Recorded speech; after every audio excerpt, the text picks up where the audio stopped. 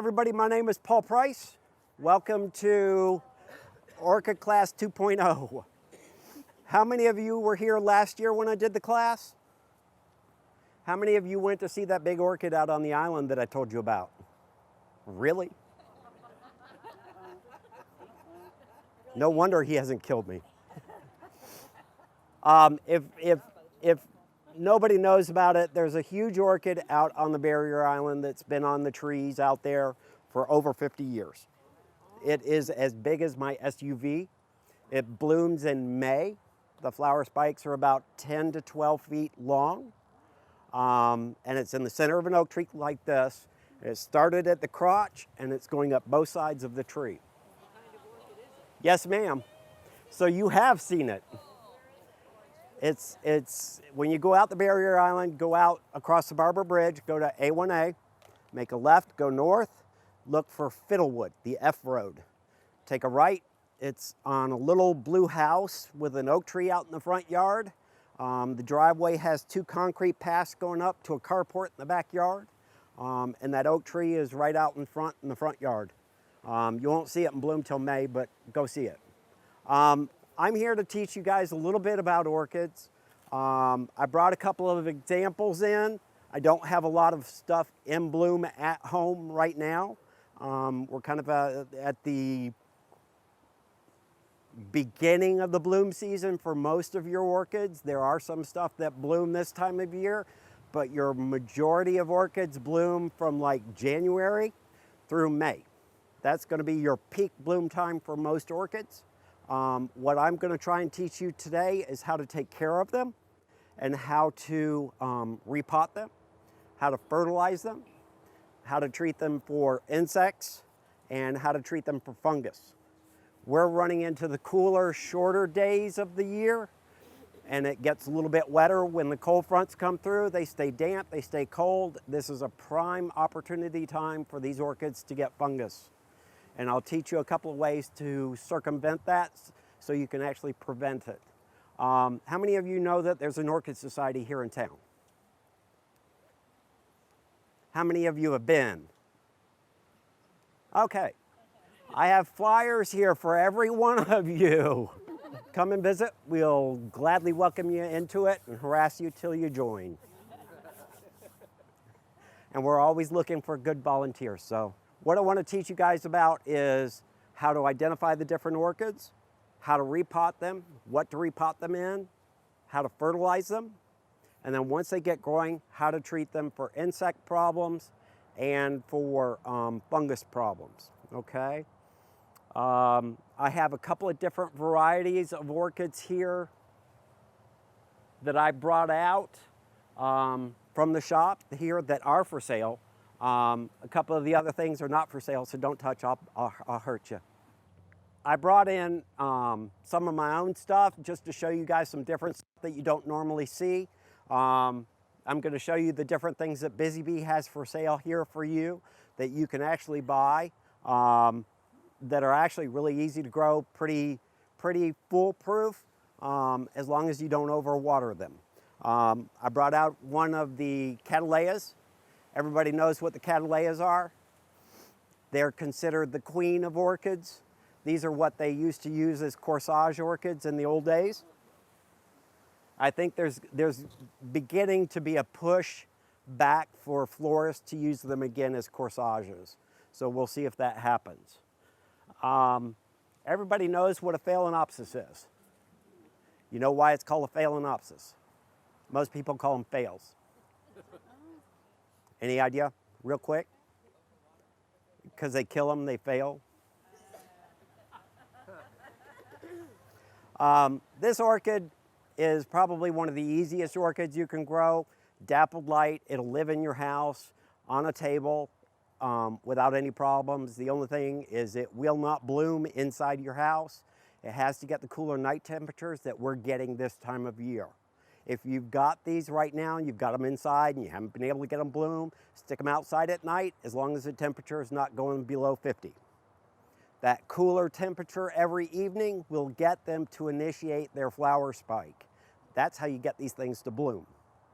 Now the growers are putting them in greenhouses and they're rotating the crops out, and they'll put them in one section, close up the sides, and turn an air conditioner on every night. They drop the temperature, it gets them to force them to bloom. How many of you know that the highest selling plant in the world used to be the poinsettia? It is now the Phalaenopsis orchid. The Phalaenopsis orchid, typically most people consider them throwaways. Don't throw them away. If it's done blooming, you can take it out of the pot and put it on a tree out in your landscape. It'll do just fine. How many know what this is? Oncidium. What's the other name for it?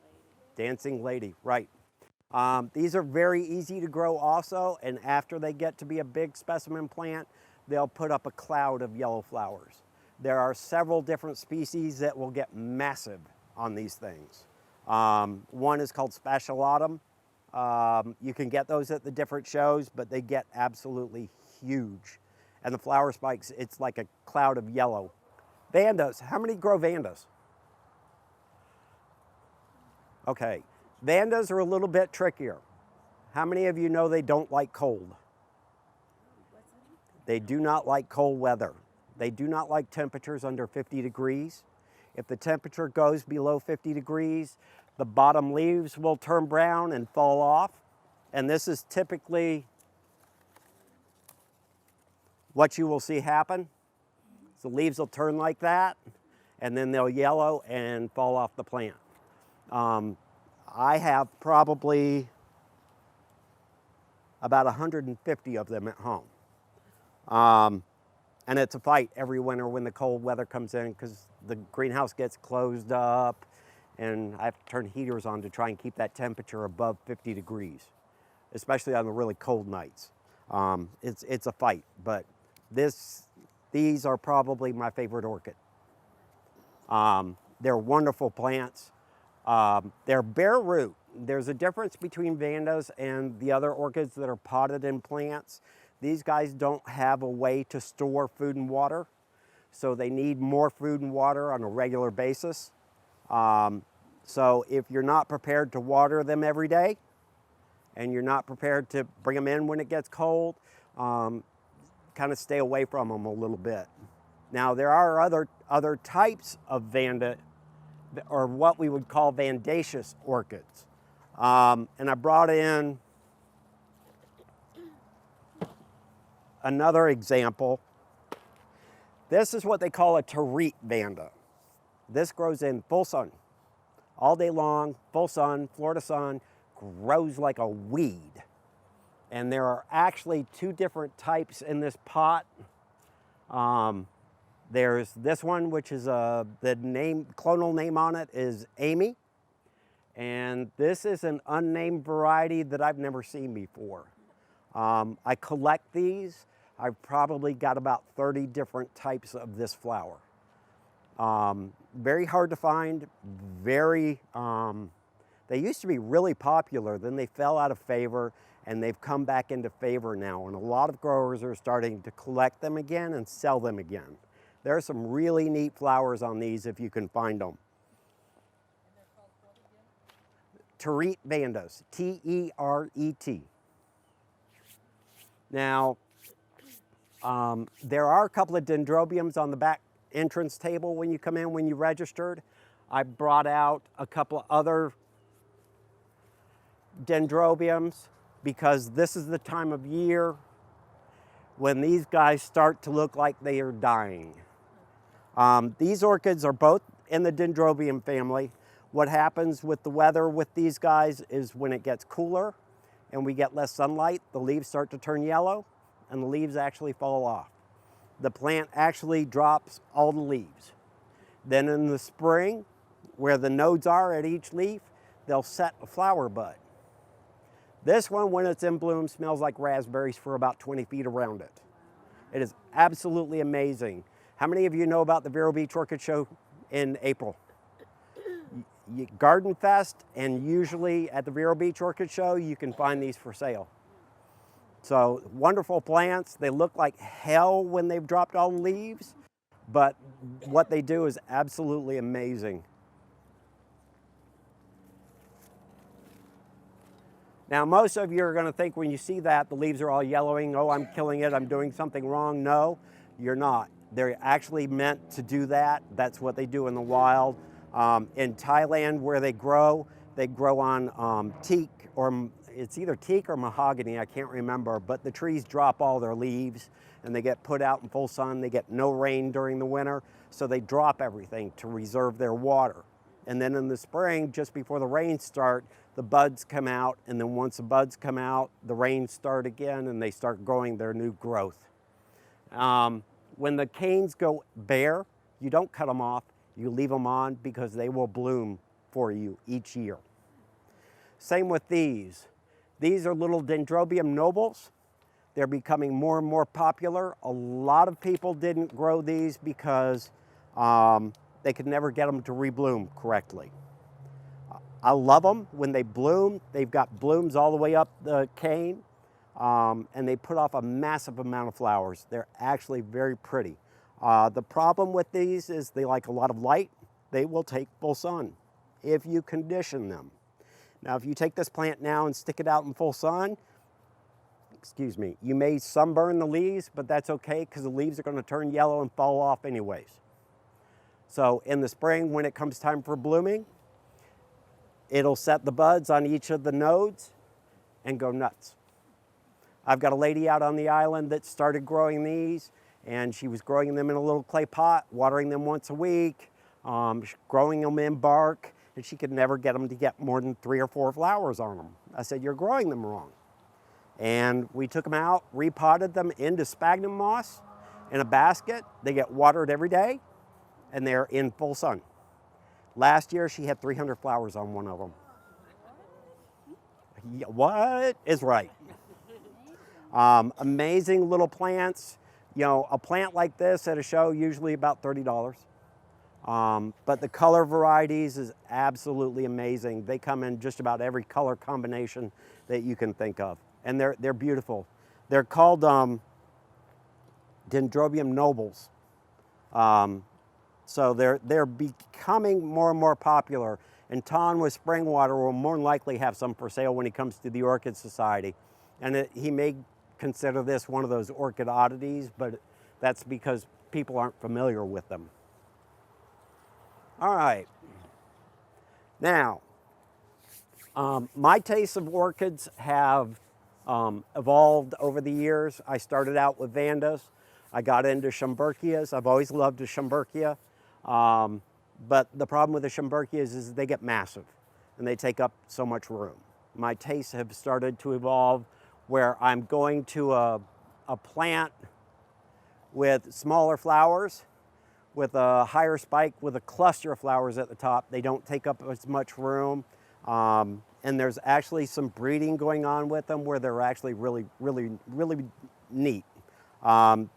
These are Brugtonia crosses that are actually out of the islands. So they're actually suited for our climate perfectly. Now, I told you guys last weekend I went shopping. This was one of my takes.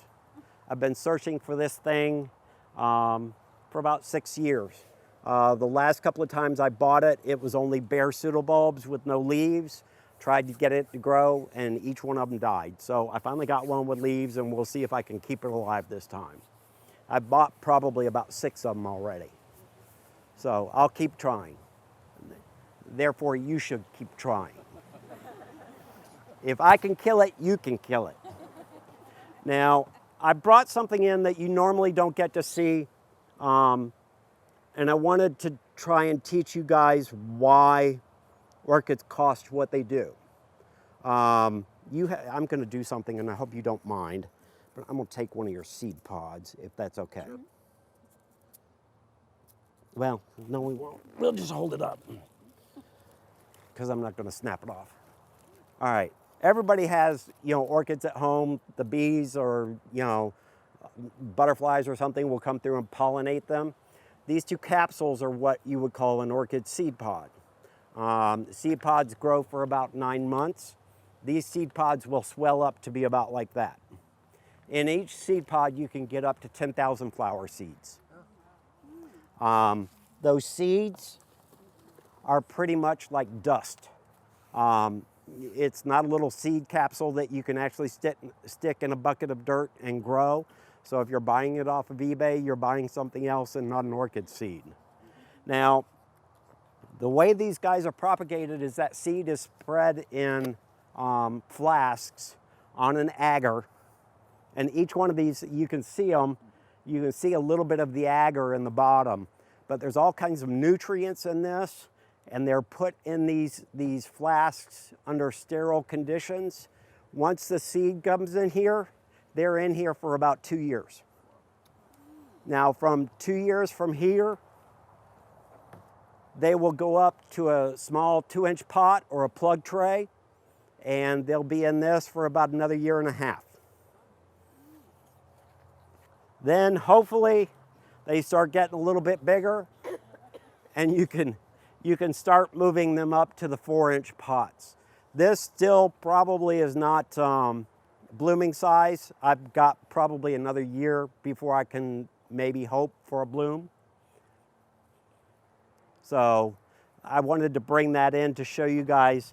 And then once the class is over, I'll let you come up and look at them, and I'll talk to you guys about them. And that way we can give you a little more info. This plant,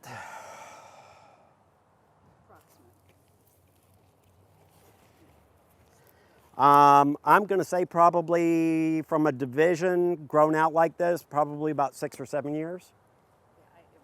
It was a gift to you guys. This is probably about 6 or 7 years old in the pot. This is a Cattleya beringiana. They get massive. I mean, this is nothing. I mean, literally, I mean, massive. And can be a nightmare to divide. That's why they brought it. Well, it's at the size where it's not a nightmare. When they get really big, they're a nightmare to divide. All right, we have that, but I've got a couple other things that I'm going to teach you guys how to repot. We'll use you guys with your plant. And I'll use a couple of the Phalaenopsis to teach you guys how to repot phales. How many of you grow your Phalaenopsis outside? Okay, how many of you are just growing them inside? Okay, 1 or 2. When you grow phales outside, because they don't have that pseudobulb, they can't store food and water. You have to keep them watered evenly. Problem with Phalaenopsis in the landscape is if you keep them in moss outside, once we get in the winter where we get that rainstorm and that moss stays too wet, you can rot the roots off of them. What happens with a phale when the roots rot is the leaves start to droop.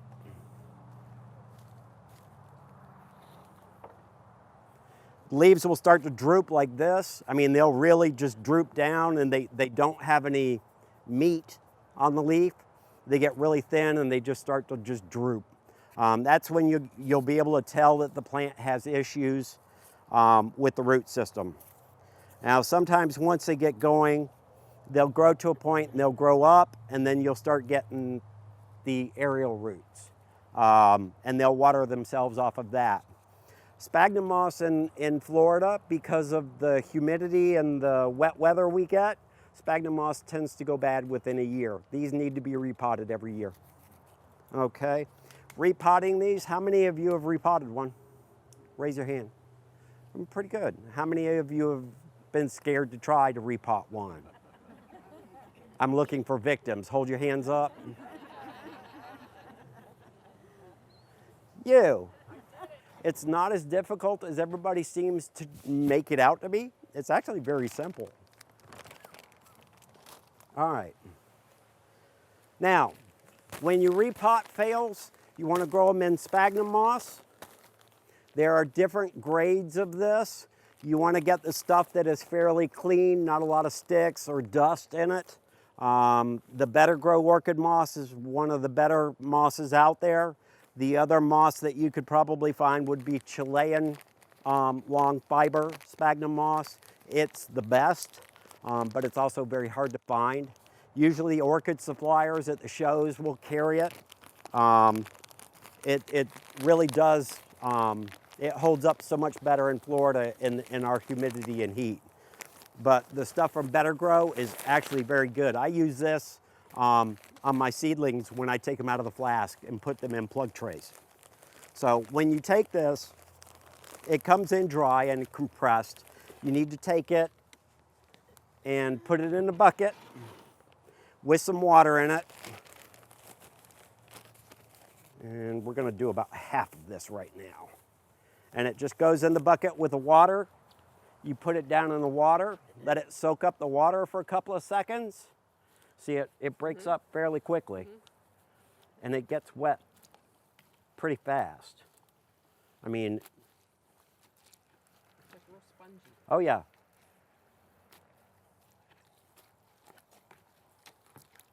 It takes nothing to get this thing ready. I mean, it holds that much water. That's how fast it soaks up that water. Now, what you do is once you get it wet, you pull it out of the bucket. You wring the water out a little bit, and then we're ready for repotting. Now, this. I'm not going to let you do this. Okay, that's good. I put the whole place on fire. I've done that before.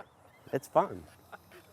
It's fun when you're repotting with somebody and you know they get a little cocky about it. When you heat up your torches, you're doing a couple of different things. One, you're sterilizing them. Orchids, just like people, can catch a virus.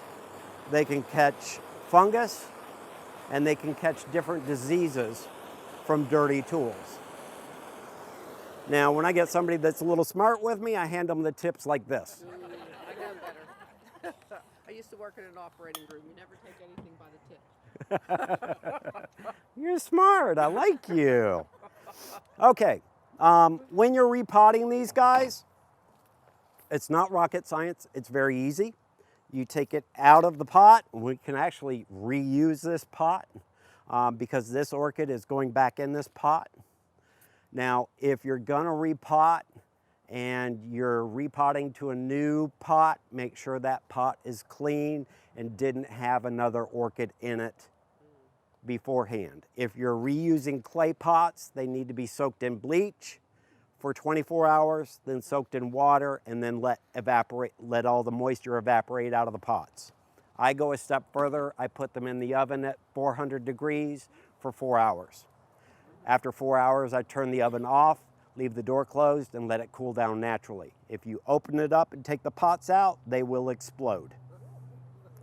So if you leave the door closed, just like an oven or a kiln, it lets them cool down naturally, so you can do that. Now, what we're gonna do is we're gonna take all the old moss off of this. We're gonna look at the roots that are inside the moss. We're gonna assess them, and then we're gonna decide what needs to be cleaned off, and then we're gonna repot it. All right, because I've sterilized these, I can use this to trim the roots. If you don't wanna go that route,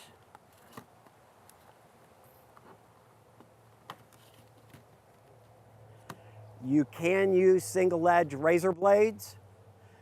Only use one per plant. Once you're done with it, throw it out. And I just take an old jar, put a slit in the top, and all the old razor blades go in this jar. When it's full, it goes in the trash. That way nobody gets cut and it can go to landfill safely. If you're using these, please be careful. I have slit my thumb from the top to the bottom doing an orchid before, and let me tell you, it doesn't feel good. So I only recommend these if you're really comfortable with using them. If you're just an average orchid, get a small pair of shears, use these and sterilize them in between your plants. Always sterilize in between, each plant.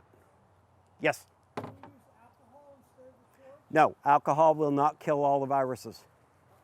I use a torch every time. Now, what I'm gonna get you to do is take this and start breaking it apart and flaking that moss off of it. Okay. The moss can go on the ground. It's not gonna. On the ground. Okay. So do I have to be careful of the roots? No, you can No? pretty much peel it off because Yeah, I'm seeing what was expecting.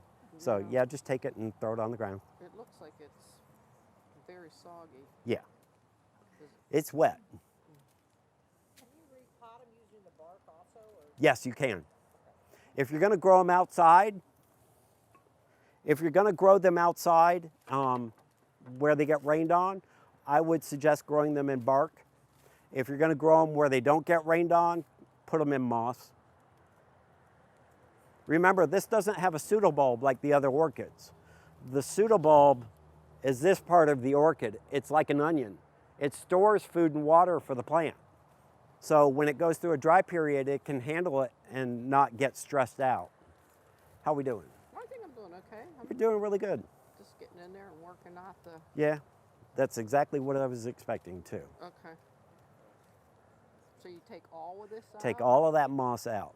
You want to, when you're repotting these guys, you want to get rid of all that old moss, because typically what happens is it sours. Once it sours, the roots all rot off. You don't have any roots on the plant. I can guarantee you the stuff that's keeping this plant going are the aerial roots right now. I think that's pretty good, huh? Yeah, that's pretty good. Now, let me show them something. Now, this is what I was expecting. You know, a healthy root's gonna look like this. It's gonna have meat on the bones. You can put your fingers on it, squeeze it. It's pretty firm. The old roots are soft and mushy. That means that root has died. And actually, what you're looking at right here is not the root. The root is this fine wire inside all of that. What this stuff is on the outside of the root is what we call vellum, and it acts as a way for the orchid to retain water. Once it starts to get wet, kind of like a wick, once it starts to get wet, the pores on it will open up, and then the plant will actually start taking water into it.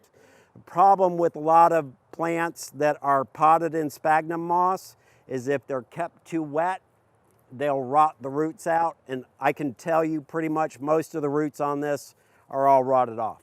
So what you want to do is with this is go back through anything that's got that flat root, just go back through and cut it off. The flat root. Okay. Now anything like this, see this still has meat on the bone? Right, so you see how separate. it's still firm? You can cut that off, but leave that because that's still Okay. good. All right. What do you do with the leaves that are not healthy? The ones that need to be. If they're still green, I leave them on because they will still photosynthesize. They'll help to feed the plant. Once you repot an orchid and you have to cut all those bad roots off, you don't want to water it as often. Let the plant start to develop some root growth. And there are a couple of things that you can use that will help encourage root growth also. Don't be afraid to cut the spindle thing? Nope. Okay. Does your pot need drainage holes? Yes. Any orchid that you've got, the number one killer for them is too much water. So when you water, they like a lot of water all at once, but they like to drain out and dry back out. The roots do not like to be moist constantly. That's why they rot out. Orchids typically are epiphytic. That means they're growing on something, either rocks, trees, palm trees, you name it, they'll grow on it. In South America, there are orchids that grow in rock outcroppings out in full sun, and the roots spread out in a little crevice where all the natural debris and detritus kind of settles in, and they'll just do great like that.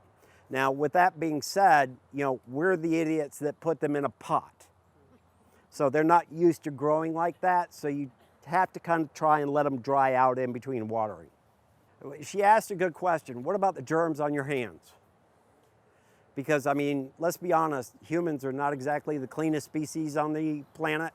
Yeah, you're still going to have germs on your hands. Some people are actually going to using the nitrite gloves or the latex gloves. A lot of people still are not yet. Unless you've got something really, really valuable in your collection, I don't think I would go to that extreme, but a lot of commercial growers now are using gloves when they repot. Okay. Let me see. Something like this, it's mushy here, but the rest of it looks kind of okay. No, it's still good. Right. That's still good. And what about like, oh, sorry. That's- what about this? See how there's no meat on that? Okay. Yeah, so- trim that off. Okay. All you have to do is if you feel it and it's flat and mushy. Okay, all right. I see. I thought because it was a different color, Now it might this- be good. This one back here, it's flat and mushy up here, but you've still got good roots roots here, here, so okay. I would leave that. Now I would Okay. take this old flower spike and cut it off. Okay, Let me borrow this real quick. okay. Okay, when you repot these guys, and typically I'm not going to tell you to repot until it's done flowering. Once it's done flowering, what do you want to do? You want to grow the, once it's done flowering and you repot, what's the main goal you're looking for right off the bat? Trying to grow the orchid out so it gets bigger. All right, when you grow it out bigger, you're going to get a bigger flower spike, you're going to get bigger flowers and more flowers. Now, once you do this to an orchid, this flower spike is going to take nutrients away from the plant. I recommend that you take it off, let the plant rest, let it grow a little bit, let it rebuild itself, make itself stronger, and then let it rebloom naturally on its own. And I usually just cut it back right back here, but let me do something. How many of you have these once they're done blooming and you've got this green spike and you're not sure what to do about it, but somebody said that you can cut it off at a certain point and maybe get another flower spike on it? Yeah? You can get these to put off a secondary flower spike. If you'll count back on the rings that come up on the flower spike, count back usually 2 to 3. I usually go up to the 3rd and then cut it off just above that 3rd ring. You know, that's if I don't repot it. I'll cut it back off there, set it out where it gets the cooler night temperatures. That'll get it to initiate a second flower spike. All right, because this is being repotted and we've trimmed a lot of the roots off, you want to save the plant and grow it out stronger. So I recommend that you take these off. So take it off down at the Yep. base.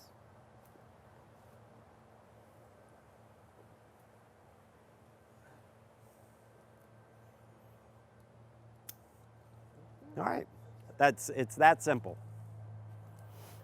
Okay, now let me show you a little bit more. When you go to, you did pretty good. Some of these wire roots I would take off. Okay. And then I usually like to trim them so they're about 4 inches. And if I've got a root with just a wire sticking out of it, I'll trim it and clean it Okay. off. All right. All right.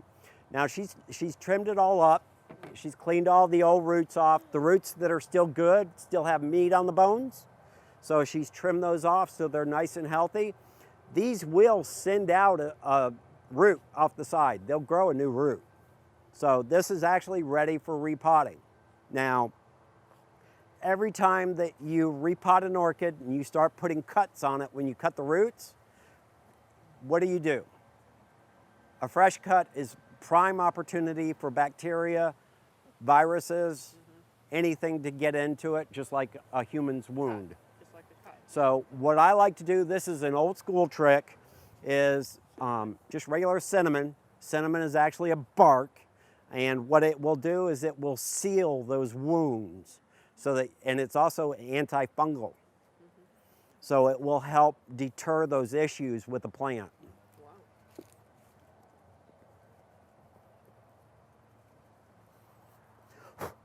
No, we're not baking apple pie. It makes your orchid smell good. And then you get it all over you. Yeah. Don't wipe your eyes. Yeah, don't touch your eyes. So once you've done that, the orchid is now ready to repot. Now, the way the roots grow on this orchid is they grow out like a spider does. The plant grows here and the roots come out like a spider. When you repot these guys, you want to take a ball of this sphagnum moss, just like this, put it around the main base of the roots that are here.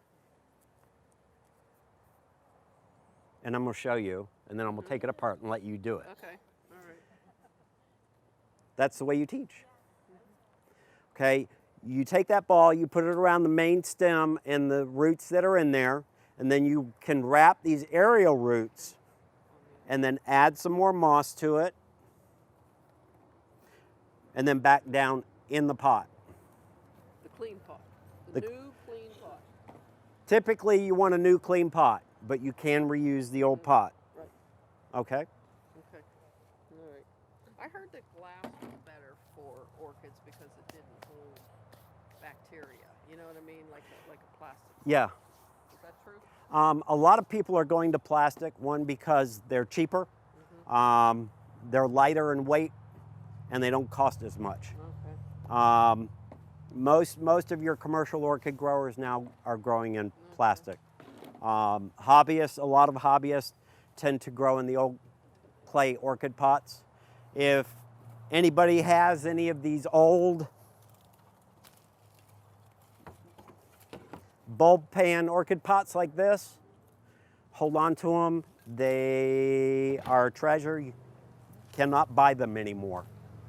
Okay, I think that's pretty good. Yep. He's all covered. Are you planning on talking about stuff down in the park? Yes. Okay. Okay. Put it down in the pot. How, And then- how heavy do you press? You don't want to press it down. You Okay. don't want to compact it. So You it's want not- that moss to be a little airy Okay. so that it has air spaces Okay. in there. Okay. You did perfect. Oh, wow. Okay. I mean, the only thing I do is just tuck the moss in there. Okay. But she's repotted her first phalaenopsis. And I failed with many. Look, we've all started out at number one. You know, everybody has to start from the same place. I started out the same place that you guys are Right, starting right. out, except I started back in '95. So I've always tucked them back in because it helps hold the plant in. What the plant's going to do is develop new roots down on the bottom. The aerial roots probably are not going to do much. When they get this long, I trim the aerial roots back. And then what will happen is they'll develop new roots once it's tucked down into the pot. A lot of the baskets used to be made with South American hardwoods. Now they're not made with South American hardwoods, and they decompose relatively fast. A basket like this, you'll get about 4 or 5 years out of with our humidity and moisture. That doesn't mean don't use them. They're still great for potting, and especially with Phalaenopsis, they love this because they get plenty of drainage and they can sit outside in the weather. You can either pot them in sphagnum or you can pot them in bark. So come on up front. You've been doing this. Well, it's not, hey, we're crowded. It's probably telling you that there's something going on with the roots down in the pot, that there's something wrong, that this needs to be repotted.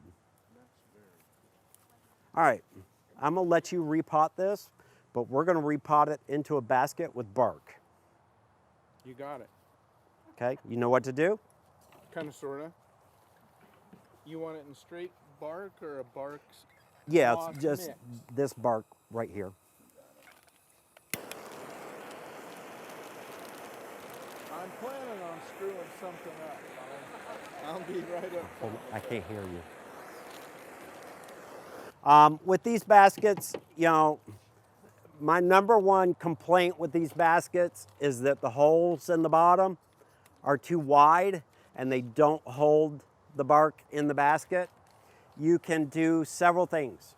You can use screen in the bottom, or you can use moss, or you can use that brown fiber that you use for hanging baskets, and not quite coconut, well, it's a coconut core mat that they make. You can buy it here by the foot, or you can buy it in pre-made, you know, basket forms or stuff, or just cut it to the size. I like to take old screen and cut it to the shape, put it in the bottom, and then I'll pot on top of that. I like that idea. Which one? Screen. The screen? Yeah. Yeah. But And what that I holds would it do in. If I was at home and I didn't know any better, I'd put moss in the bottom to keep the bark from falling Yep. through. Moss is probably the easiest way to keep the bark from falling out You the want bottom. me to do it in that or on your No, table? you can do it here. Okay. I had a little bit of trouble at first with it coming out the sides. I'd poke the moss in the sides in my own, Right. and then pull the moss out a little bit later. Yeah, you can do that. Once the roots get around it, the moss will come apart.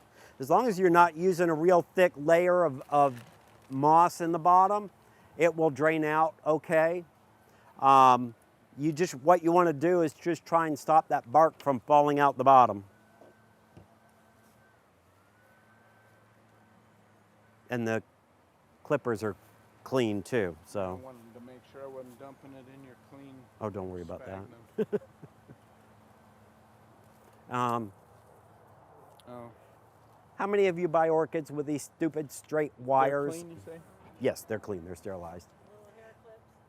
I hate these things, and I hate them for a reason. I've almost taken my own eye out with these things. Be very careful with these. Any commercial orchid grower, if they're growing these things, should be bending these things over. Don't they use the bigger, like the brown ones you got? They should be bending them over so it's not a blunt, sharp object. Rob down at Odom's is famous for doing this to me. And I've chewed him out several times, and then I've taken the wire hangers out and beat him with it.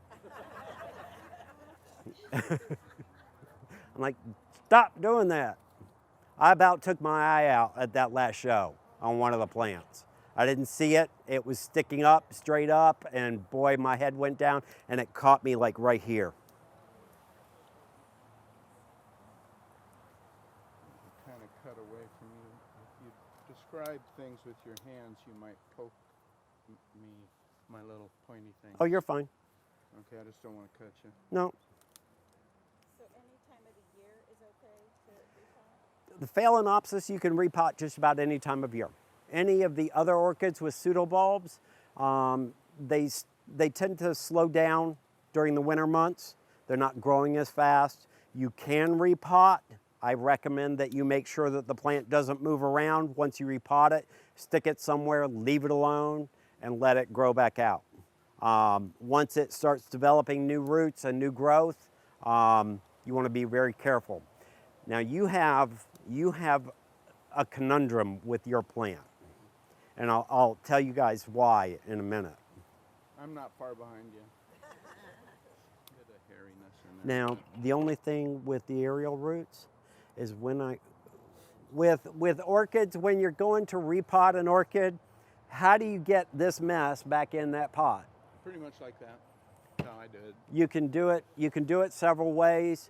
If you want to do it that way and you want to fight it, you can do it that way, but you can also trim these. Okay.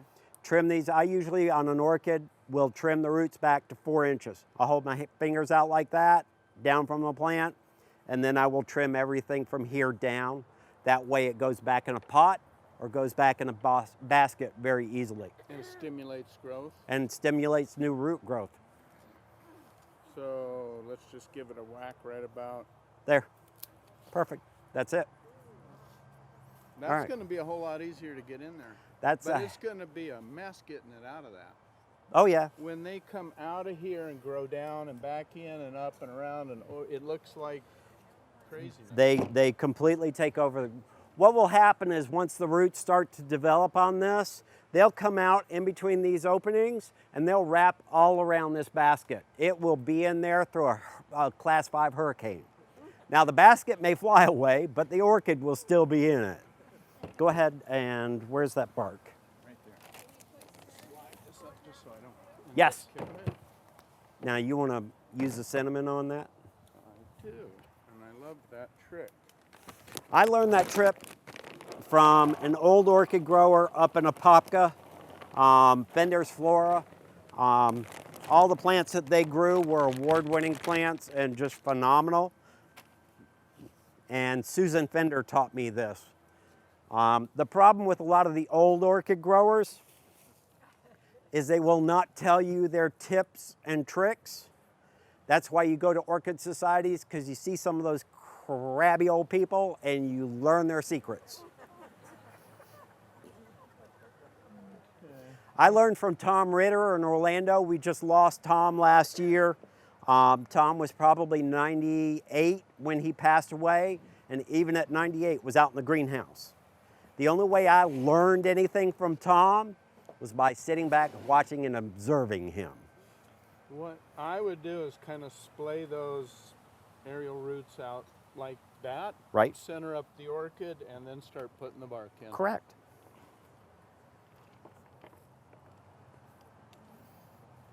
Now what he's done is he's positioned that in the middle of the basket, fanned the roots out. Remember I told you the roots grow out like a spider? Fan those roots out, even them out, and then fill it in with the bark and get the bark to go down in between the roots.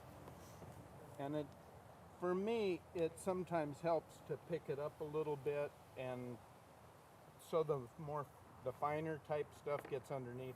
Yeah, you want to fill in all those cavities in between the roots. And you can poke it in with a finger. Do not take an old stick and use it to poke down in there, because the end of that stick is going to carry germs and virus on it. And if you use that stick on one plant to another plant to another plant, you've just transferred everything to each plant.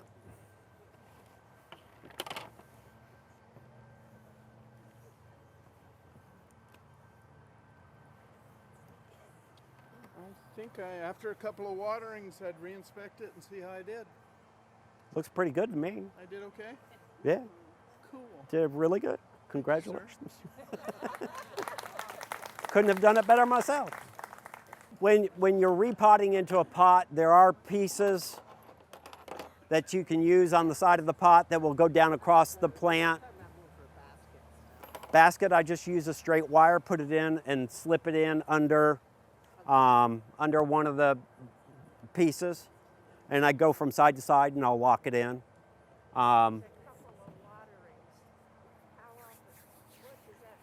Now, with this, because you've just trimmed it, you've pruned all the roots, you just put cinnamon on it, give it 3 or 4 days before you water it, let those cuts heal up a little bit, and then you can start a regular watering program.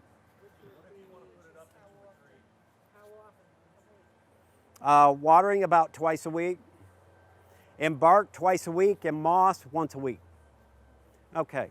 Now, before we get into the monster, I'm going to go into fertilizer and pesticides and fungicides.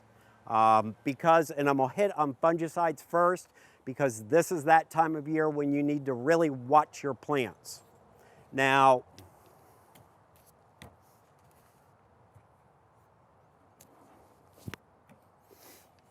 this time of year, you run the risk of really getting into some fungal problems. And on certain plants, you will see where you'll get a yellow spot on a leaf with a ring, or a brown spot with a yellow ring around the edge of it. That's fungus, okay? The way to stop fungus, especially earlier in the season, before we get the really cold weather and we get all the rain, is apply a systemic fungicide. And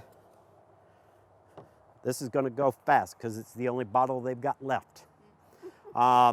This is thiamil. How many of you have ever heard of Cleary's 3336? Nope, nobody? Okay. Cleary's 3336 is one of the top selling fungicides for orchid. This is the active ingredient in that fungicide. It is 1/10 of the price of the Cleary's. And it does the same thing that the Cleary's does. But it's a wettable powder. You take like a teaspoon and put it in a gallon of water, and it works great. Especially on Vandas. With Vandas, you'll get little lesions on the leaves.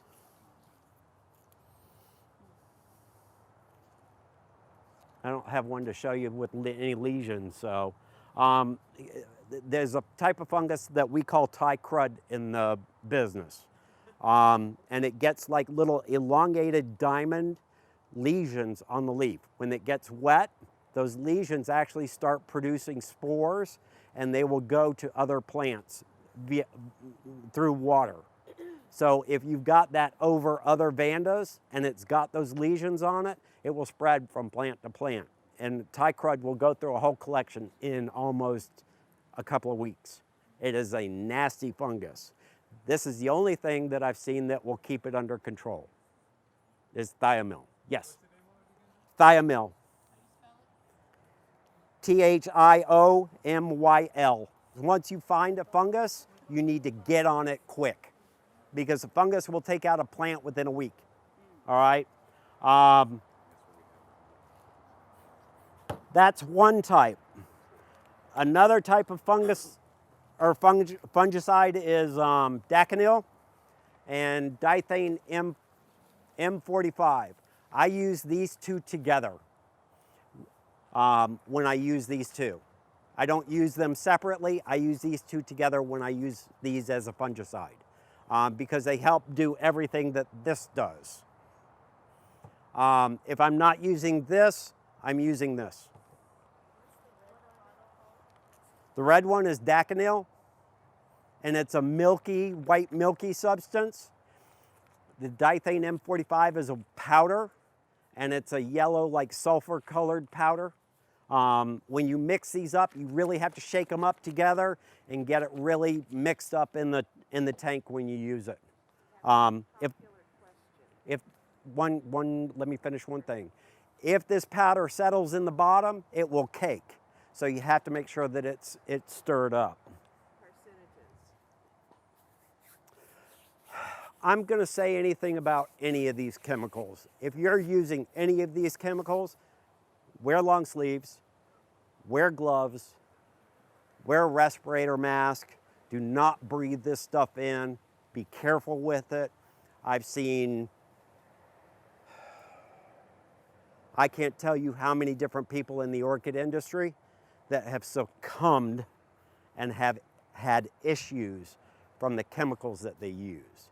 Now, the chemicals that we have available to us these days are not what those orchid growers were dealing with or what they can buy. Just like any chemical, be careful, use protection, wear gloves, wear long sleeves, I know one orchid grower that used to go in with a tank sprayer.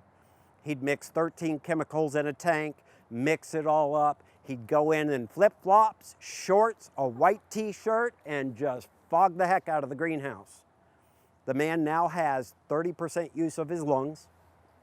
All the veins in his legs have all had to be replaced, and it's all from these chemicals. The orchid grower here, Indian River Orchids, out on 90th Avenue, Wendy Griffin, succumbed to a brain tumor. They suspect it was the chemicals from the fungicide and pesticides. They don't know what caused it, but we lost Wendy about 2 years ago.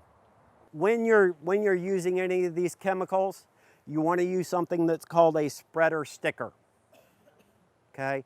Any of the commercial nurseries will carry a spreader sticker. What this is it's a surfactant. It's a type of agricultural soap. When you mix it with the fungicides or the pesticides, it actually it's like when you go into the shower, you wash your hair, you put shampoo in. What happens if you don't rinse that shampoo out? You've got this nasty mess in your hair, right? Okay. That's what this does with those pesticides and fungicides. It leaves that residue on the plant and it makes it stay so it actually does its job. Use a spreader sticker with any of your chemicals. Use it with your fertilizer because it helps the fertilizer stick to the plant and it just doesn't wash through the pot. Okay? Now, fertilizer. How many of you fertilize your plants once a month? How many once every 2 weeks? How many every 6 months? Oh, come on. How many of you fertilize at all? Every year or two. Okay. I'm going to tell you a secret. The stuff that you're growing the orchids in has no nutritional value. It's like putting cardboard in the pot with the orchids. They're not going to get any nutritional value out of that media at all, period. You have to fertilize. If you want flowers, you got to give them some food. It's like giving you a McDonald's hamburger at the end of the month and telling you, go ahead, we'll see you in a month. Let's see how you look in a month. Now, I wouldn't recommend McDonald's hamburgers, but what the heck. The pesticides. And here's where I really throw a caution out. These are the things that cause problems. I think more so than the fungicides. The pesticides, if they're killing insects, what are they doing to you?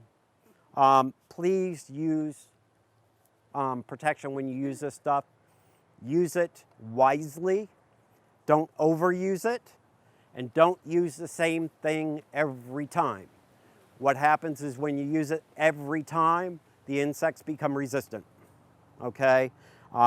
This one is a systemic insect killer. It's a metacloprid. This is the one that everybody says is killing all the bees. Now, in an orchid collection, no, it's not killing the bees. If you were to go out and spray your whole yard with this, yeah, I would say you'd have problems. How many of you know that most of the big commercial nurseries, most of the plants that are brought into those garden centers are treated with this? Yeah. Okay. Use it, but be careful. This, no, I'm sorry. This is the metacloprid. This is the one that kills the bees. So be careful. This one is what we call acephate or orthene. Normally orthene comes in a little tin can and it stinks to high heaven. When you use this, it's going to stink for about 4 days. Usually the smell will go away relatively quickly, so it's not an issue. These two chemicals, how many of you know what thrips are? How many of you have gardenias in your yard? Hibiscus. Thrip magnets. They love them. Thrips are a little tiny, like little grain rice of, it's an insect with a little rasping mouth that actually goes across the tissue of the plant and scrapes the tissue and drinks the juices off the plant. We have about 7 or 8 different species of thrips in this state. Most of them now are becoming resistant to the chemicals that we've been using for years. Things like malathion, diazinon, stuff like that don't work against them anymore. And metacloprid is one of the newer chemicals. It will actually work on them. The acephate, which is this. Now, acephate you can buy as a fire ant killer. It comes as a powder. You can actually use that the same as this. This is just the liquid form. This is easier to disperse than the powder. Yes?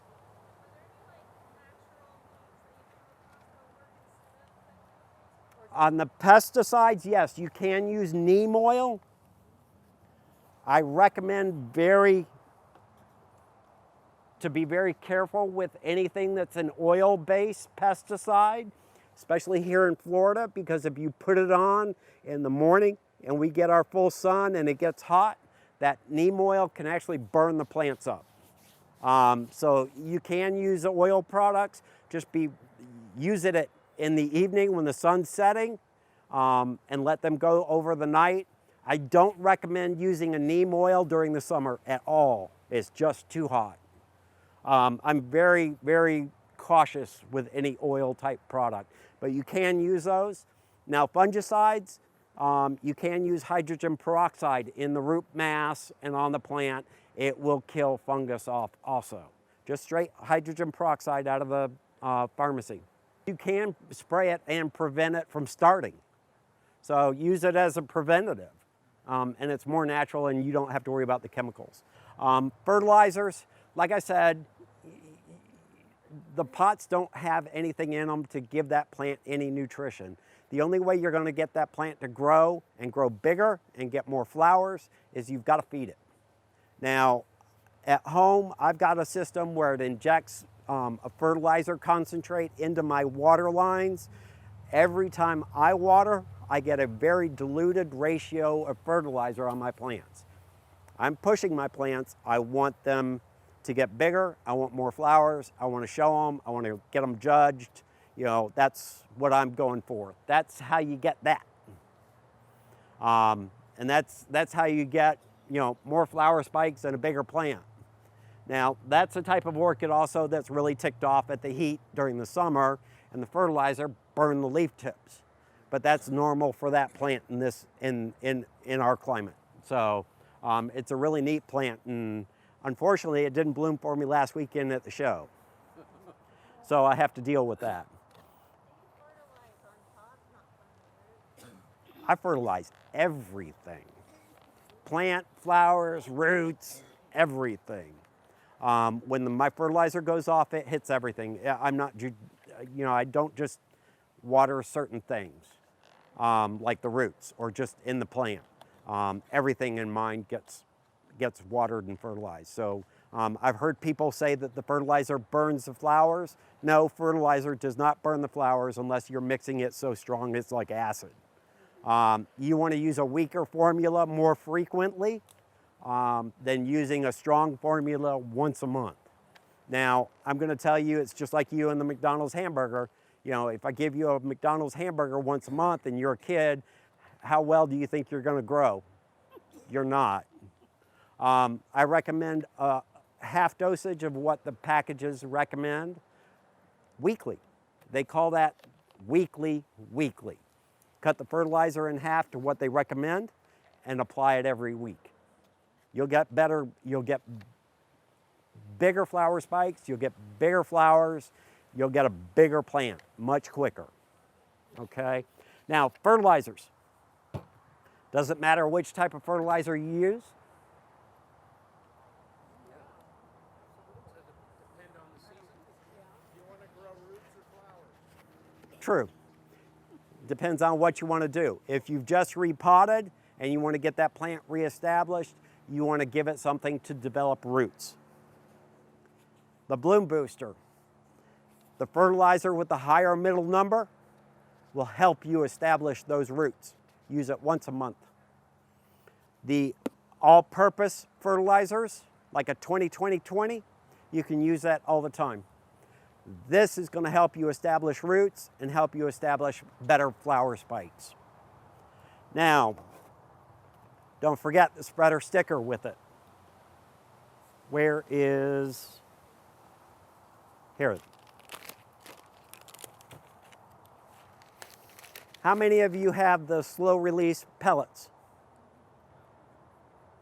Okay, how many of you have, what's the old one? Osmocote. Who's using Osmocote? Don't use it on your orchids. Osmocote on your orchids will, in Florida's heat and humidity, will dump all that fertilizer at once and will burn the roots on the plant. Use what this is now, Osmocote is actually making a new formula called Sunny Coat, and it's the yellow beads. This you can use, but don't use regular Osmocote. The other product that you can use is Dynamite, the silver pellets. I use Dynamite. I haven't started using this yet because it hasn't become commercially available to any of my suppliers yet. But you can use this just as well. And when you repot, about a teaspoon to a tablespoon per plant. If it's a 4-inch plant, about a teaspoon. A 6-inch plant to an 8-inch plant, a tablespoon on top of the plant when you first repot it. What that does is, even if you're kind of lazy about watering and fertilizing your plants, if it rains, they're going to get a little bit of fertilizer that drips down from that fertilizer onto the plant, so it's going to feed it.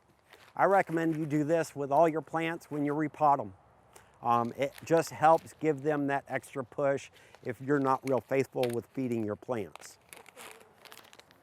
What's the name? This is just houseplant bromeliad and orchid food. This is I believe what they call Sunny Coat. It's the yellow pellet. How many of you use fish emulsion? And one person, that's it? You want to talk about something that will develop roots on a plant? Holy mackerel. If you put this on, this will put roots on that plant. And remember, with your orchids, the more roots, the bigger the bigger the plant, the bigger the flowers, the bigger the bloom spikes. And it doesn't take a lot. Wear a pink cloak on your You know, if you live on the river, you're used to that smell. Especially here in Vero, when you get down by Barber Bridge, It doesn't even faze me. I believe that's like a tablespoon to a gallon of water. It goes a long way. How many of you have well water? How many of you just have city water or county water? Okay. City water or county water is just fine. It has a little bit of chlorine. It'll help keep the algae off the roots on the vandas. It won't harm the plants. I water every one of my plants on city water. I pay for it with the city of Vero Beach, but I water my plants with city water. Rainwater is probably the best thing that you can use to water your plants. It's what the plants are used to getting in the wild naturally. The chemical makeup on it is much better, okay? There's an issue with water in this area. The pH level is high at 7.8 or maybe higher, up to 8. Orchids do not absorb that fertilizer when the pH is that high. So you can add like a teaspoon of vinegar to a gallon of water. Bingo. White vinegar, add about a teaspoon to a tablespoon to a gallon of water. White vinegar or lemon juice will help bring that pH level back down so that the plants can actively absorb that fertilizer. Okay? I can't hear you. Do you put that in the moss? Where do you put that? No, you put it on the whole plant. When you water the orchids, the part of the plant that's going to absorb most of the fertilizer is the root system. Okay? Some of the fertilizer will get absorbed through the leaves. Most of the fertilizer is going to get absorbed through the roots. So that's where you want to try and concentrate that food to. Okay? I do fish emulsion at least once a month. It depends on how often you want to smell it or how often your neighbors want to smell it. If you've got a neighbor beside you that's being a real pain in the butt, fish them out. When you see an orchid with a little growth on it like that, with the roots coming off, Kiki is Hawaiian for baby. This plant has a whole bunch of Kikis. That's also a way for me to get new plants. So you can separate the Kiki, you can pot it up. The only thing with a Kiki is you want to make sure it's got at least 4 roots, and those roots are at least 4 inches. That's when you can separate. This is probably just big enough to take off and put in a small, like 2-inch pot or a small basket.